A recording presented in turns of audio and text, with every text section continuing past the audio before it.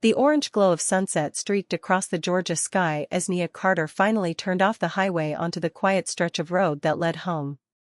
Her eyes burned from the 16-hour shift at the trauma center, 2 gunshot victims, a burn case, and a child with a collapsed lung. She had saved lives today, but there wasn't time to think about that. She just wanted to get home to her daughter.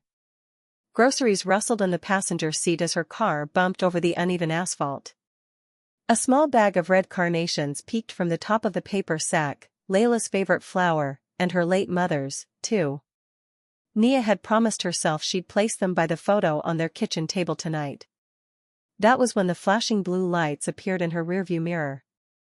Her chest tightened. Not fear, exactly. Just unease. She slowed and pulled over, careful to keep her hands visible on the steering wheel. Her driver's license and registration were already on the dash. Something she'd learned to prepare just in case.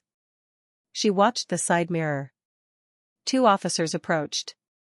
One looked older, calm. The other, young, rigid, hand already resting on his holster. "Good evening, officers," she said gently as the window rolled down. "May I ask what I did wrong?" The younger one didn't respond. He just yelled, "Step out of the vehicle," and pointed his gun. Nia froze. Her heart thudded against her ribs like it was trying to escape. "I'm a nurse, I just got off work." "Please, what's going on?" she said, voice steady, but barely. Then it happened. A sudden pop. The deafening crack of a bullet tore through her side window. Glass exploded inward, slicing her arm. She screamed and ducked instinctively. Another shot rang out, this one striking the back seat, inches from where her daughter's car seat usually sat. Something inside her snapped, not from rage, but from the raw need to survive. She reached for the glove box.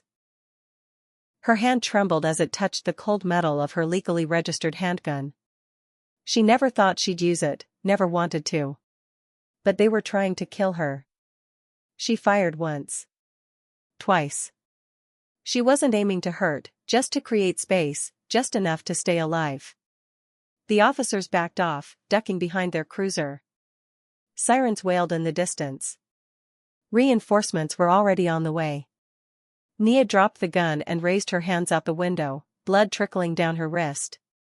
Her voice cracked through the panic. "I'm not trying to hurt anyone, I just want to live."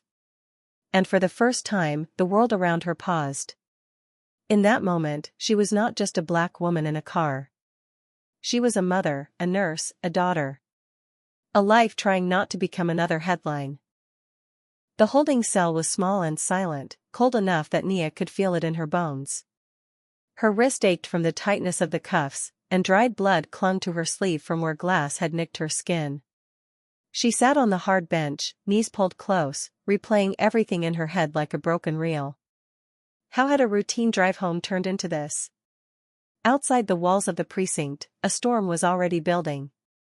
What the officers hadn't known, what they never imagined, was that a bystander across the street had caught the entire event on camera. Every second. Every word. Every shot fired.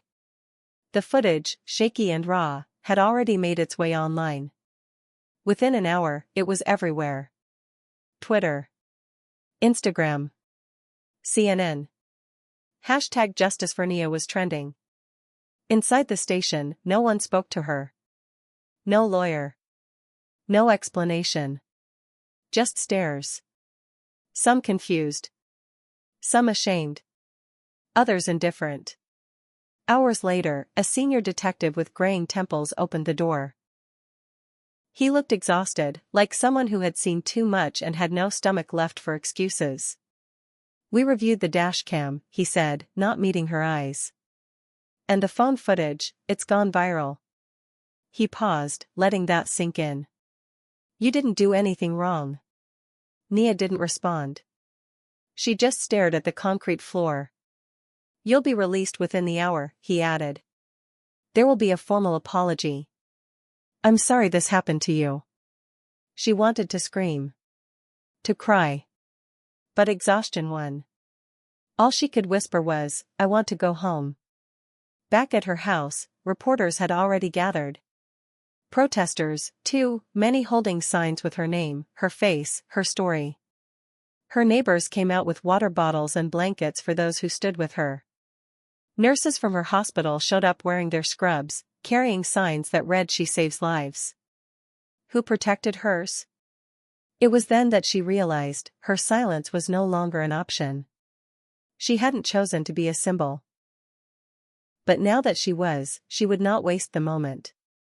The hospital administrator called that evening, voice trembling. "Nia, we're behind you. 100%. And not just because of the video. You've shown up for people when no one else did, for years. It's time we show up for you." By morning, Nia's GoFundMe had raised over $500,000. Celebrities, athletes, and everyday people shared her story. Black mothers across the country wrote open letters to her, thanking her for surviving, for fighting back, for not becoming another silent grave. And in the midst of the noise, one letter stood out. A former police captain wrote, "I watched that footage again and again. What I saw wasn't just a woman defending herself. I saw a system fail you, and you stand in the middle of it with grace. You didn't just survive, you exposed truth." For the first time since the shooting, Nia looked in the mirror and saw not just a survivor. The town hall was packed, reporters lining the back wall, cameras blinking red, microphones clustered on the stage like a nest of snakes. Nia sat in the front row, hands folded tightly in her lap, trying to steady her breath. This wasn't the courtroom. It wasn't a protest. It was a community meeting, called by the mayor, under pressure, and broadcast live. The moment was heavy with expectation. Politicians shuffled their notes. Officers from the precinct sat stiffly, avoiding eye contact. People were tired of apologies, tired of explanations, tired of waiting for justice. Then, her daughter, Laila, just 10 years old, stepped onto the stage. She wore a white dress and pink sneakers, her hair pulled into a puffball of tight curls. Her hands trembled slightly as she unfolded a crumpled piece of paper and stood behind the podium, eyes scanning the sea of faces. "My name is Laila Carter," she began, her voice soft but steady. "I'm in 5th grade. My mom is a nurse. She helps people every day." Nia's eyes filled instantly. The room went quiet. "She was just coming home," Laila continued. "She didn't do anything wrong. But they shot at her. She didn't shoot first, she didn't even want to shoot back. She just wanted to come home to me." A few gasps echoed through the room. An elderly woman near the back wiped her eyes. A young man whispered, "She's braver than half the people in this room. She tells me to be kind, even when people aren't kind to you. She tells me to stand up for what's right. So that's what I'm doing now." The silence was no longer awkward, it was reverent. "I want you to know who my mom really is. She holds people's hands when they're scared. She stays late at work so kids can have their moms back. She saved a man who was in a car crash, even when his shirt said something mean about people like us." Someone from the press dropped their pen.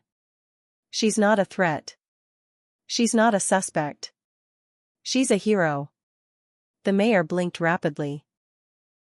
The police chief, jaw tight, leaned forward and removed his cap. "I'm sorry," he said quietly. "We failed you."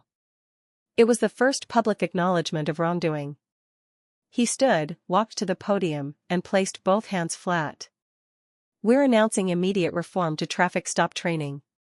The 2 officers involved have been suspended pending investigation. And I offer no excuses." But no words carried as much power as the child's. After the meeting, Laila ran into Nia's arms. The crowd stood and clapped, not for the mayor, not for the police, but for a little girl who reminded a city what humanity looks like. 1 year later, the world had changed, but not nearly enough. There were still protests. Still headlines. Still too many mothers praying their sons and daughters made it home. But Nia Carter's name had become more than just a story of survival, it had become a symbol of hope, resilience, and radical grace. Her lawsuit against the department had quietly settled out of court. With that money, Nia created the Laila Foundation, named after her daughter, to fund scholarships for minority nursing students and provide therapy for families affected by police violence. She didn't want revenge. She wanted restoration. It was late spring when he showed up. A soft knock came at her door, and when she opened it, she didn't expect to see a young man, maybe 22, maybe younger, in a police uniform holding a small bundle of red carnations. His hands were shaking. "Miss Carter?" he asked. "Yes," she said, her voice cautious but calm. I'm Officer Hayes. I just graduated from the academy 2 months ago. I asked to be stationed here. Because of you." She blinked. "I read everything. Watched the footage. Saw what happened. I joined because I thought maybe I could do things better. I just wanted to thank you for not giving up on people like me." He held out the flowers awkwardly, clearly unsure if she'd take them. Her eyes flicked to the red carnations. Her mother's favorite. Layla's favorite. The same kind that were on the seat next to her the night she was nearly killed. She took them. "Come sit," she said softly, stepping aside. They sat on the porch in silence for a while. The world around them was quiet, just the hum of a distant lawnmower, birds in the trees, the occasional whoosh of passing cars. "I can't imagine what you went through," he said. "I don't want you to," she replied. "I just want you to remember it. Every time you put that badge on." He nodded slowly. She looked him in the eyes, really looked. He reminded her of her students, of her patients. Someone still learning, still trying. "You want to be better?" she asked. "Start with listening. Listening can save lives." He swallowed hard, then said something she hadn't expected. "My older sister was shot during a stop. No video. No justice. I couldn't stop it. But maybe I can stop the next one." She reached out and placed her hand over his. "Then we both fight. From different sides, but toward the same hope." Behind them, Laila laughed from inside the house, her voice dancing through the screen door like wind chimes. The boy stood and turned to go, nodding respectfully. As Nia watched him leave, she felt something settle in her chest. Not closure. Not peace. Purpose. Sometimes, it only takes one voice. One act. One choice to fire back, not with bullets, but with truth, compassion, and a will to heal. And sometimes, that changes everything.